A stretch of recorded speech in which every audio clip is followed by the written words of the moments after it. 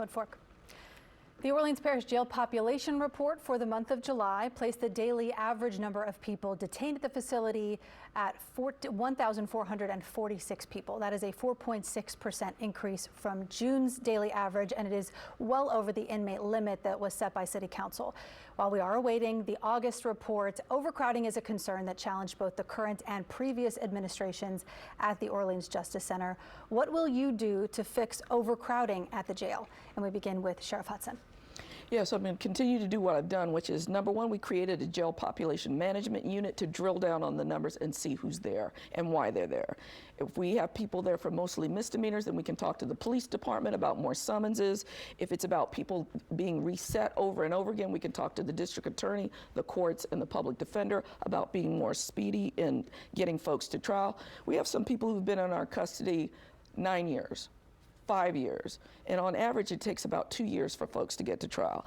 That's problematic for an understaffed and overpopulated jail. So we're going to continue to drill down on those numbers, and we're going to at some point we're going to have to ask for some relief from our federal court and our consent judgment if we're not able to get actors in the system to operate more efficiently and to move people along more quickly.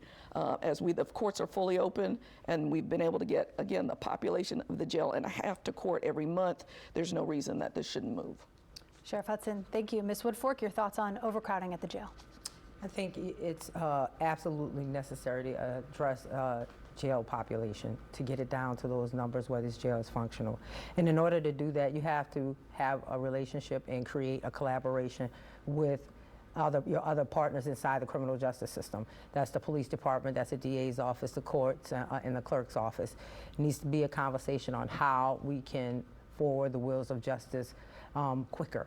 We can think about letting those out who are that are committing low-level crimes but just cannot afford a $100 bill that they're under or whatever. Start talking about ways to let those people out and do some community service or different things like that until it's their time in court. But more importantly, you definitely have to address the fact of how are you going to make sure that it's safe inside this jail because of the population. You're talking 1,450. Ms. Woodfork, thank you. Constable Shorty. Look, we're not having a real conversation about this, and we've got to sit down with the council at some point and say, you've come up with this arbitrary number of 1,300. Sheriff's Office isn't the main arresting agency. The New Orleans Police Department is. You've got more inmates than you've got bed space. You need more bed space.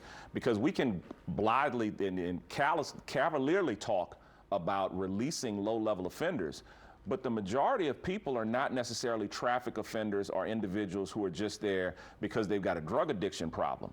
You don't necessarily want somebody who's committed a simple battery on you getting a summons so that they can come back and commit another simple battery on you.